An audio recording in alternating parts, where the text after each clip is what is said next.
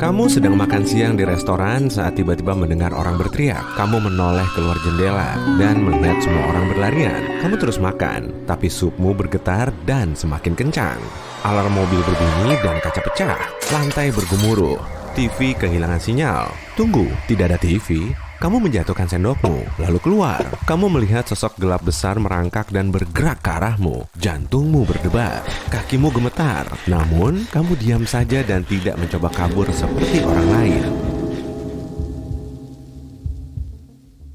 Kamu sudah punya janggut lebat dan otot besar. Kamu naik sepeda motor selama ini, membantu orang sebagai ganti makanan dan tempat tinggal. Kamu tidak perlu rumah permanen sejak serangga itu muncul. Kamu berkendara ke pedesaan, tempat vegetasi telah mengambil alih arsitektur perkotaan. Semua papan reklame dari zaman praserangga pudar dan tertutup tanaman rambat. Pabrik telantar di pinggir jalan kini menjadi sarang serangga. Kamu berkendara pada siang hari, tidak mencemaskan apapun karena kaki seribu adalah makhluk malam dan mereka membersihkan limbah bumi. Tapi kaki seribu raksasa ini berbahaya dan agresif terhadap manusia dan menyerang jika kamu terlihat. Hari mulai gelap dan kamu tidak punya tempat untuk tinggal. Satu-satunya pilihanmu adalah berkendara sampai menemukan permukiman yang bisa menampungmu. Matahari terbenam dan kamu bisa mendengar serangga merangkak keluar. Kamu tahu mereka bisa menciummu. Jalanan berbatu dan berlumpur. Kamu terpaksa terus melaju. Hari sudah gelap dan kamu bisa melihat apa yang ada di depanmu berkat lampu LED motormu. Kamu bisa mendengar suara gemerisik kaki seribu saat mereka terbangunkan suara motormu. Mereka meluncur ke arahmu, tapi kamu menghindar. Beberapa kaki seribu keluar dari bawah tanah dan mencoba membawamu bersama mereka, tapi kamu berhasil kabur dengan kerusakan kecil pada motormu. Kamu meluncur ke hutan lebat sebagai jalan pintas ke jalan raya utama yang dilindungi oleh penjaga. Hutan adalah habitat serangga raksasa lain yang telah menguasai dunia, seperti kumbang raksasa dan kecoa, dan mereka selalu lapar. Kamu keluar hutan dan masuk jalan raya. Kaki seribu lambat, tapi kecoa cepat. Mereka mengejarmu, dan tiba-tiba perangkap ditembakkan dari samping dan menangkap kecoa raksasa itu.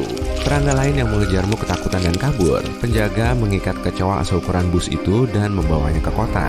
Mereka memberimu hadiah makanan dan tempat untuk tidur selama yang kamu butuhkan. Kamu masuk kota yang dulunya mall dan mencari tempat untuk istirahat. Setelah makan malam, kamu pergi ke ranjang tingkat dan mencoba tidur. Kamu gelisah dan tidak bisa tidur. Kamu kembali ke restoran tempat semuanya berawal. Tapi kali ini, saat kamu melangkah keluar, semuanya dipenuhi serangga, kidul, trotoar, dan semua toko di dalam. Hanya kamu yang berdiri, dan kamu tidak bisa menemukan cara untuk kabur.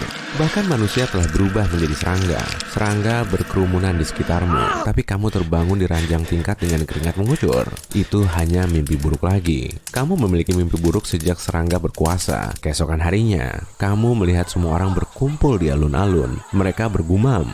Kamu berjalan ke tengah dan melihat kaki besar milik serangga monster. Panjangnya seukuran kolam renang olimpiade. Tubuhnya pasti 10 kali lebih besar. Mereka bilang itu milik Kalajengking. Ia marah dan ingin balas dendam. Jadi, sebelum ia menyerang kota pada malam hari, beberapa orang terkuat di kota akan memburunya pada siang hari saat ia mencari naungan di gua. Kamu bersiap dan menyiapkan semua kebutuhanmu untuk perjalanan itu. Hanya kamu dan 3 sukarelawan lain yang cukup ahli untuk misi ini. Kamu naik motor dan mengikuti kru ke lokasi. Kalajengking bisa hidup hampir dalam kondisi apapun, dan ia sembunyi di gua besar yang dulunya resort piknik populer.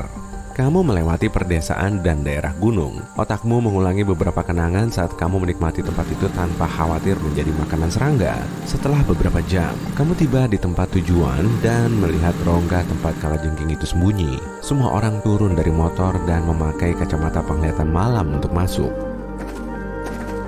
Keadaan di sana lembab dan lengket.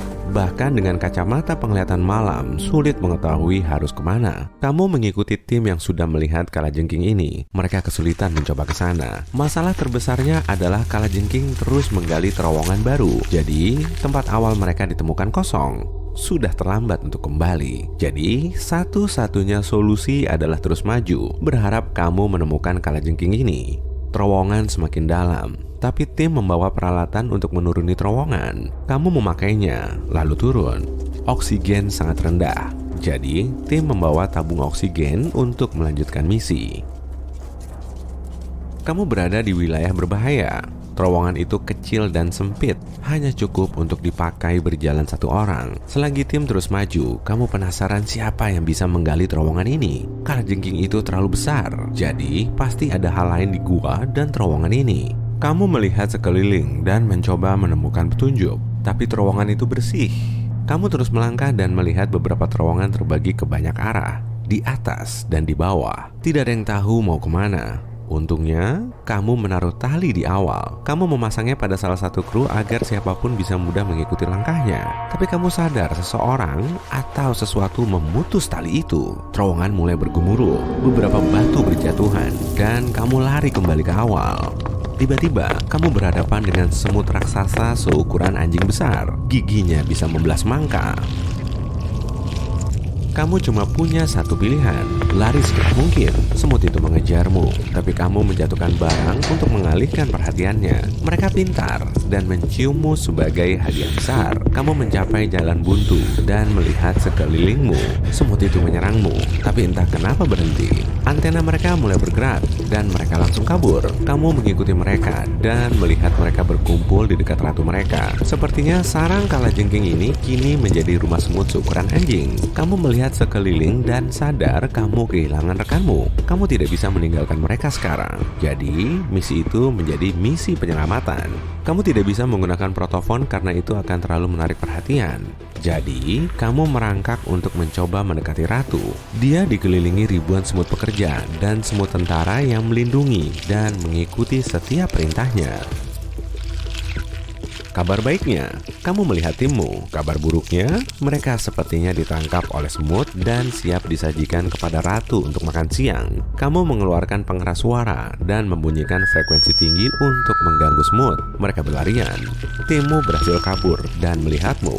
Saat mereka berjalan ke arahmu, kalajengking raksasa masuk ke terowongan dalam dan merusak keadaan. Semua semut masuk mode bertahan sebelum menyerang. Ribuan semut seukuran anjing versus kalajengking seukuran kapal feri. Tidak ada tempat yang aman untuk melihat pertarungan epik ini. Jadi, kamu dan timmu kembali ke siang hari yang aman. Satu hal yang pasti, kalajengking itu menghancurkan sarang semut dan semut menyingkirkan kalajengking. Mereka tak akan menjadi ancaman komunitas lagi.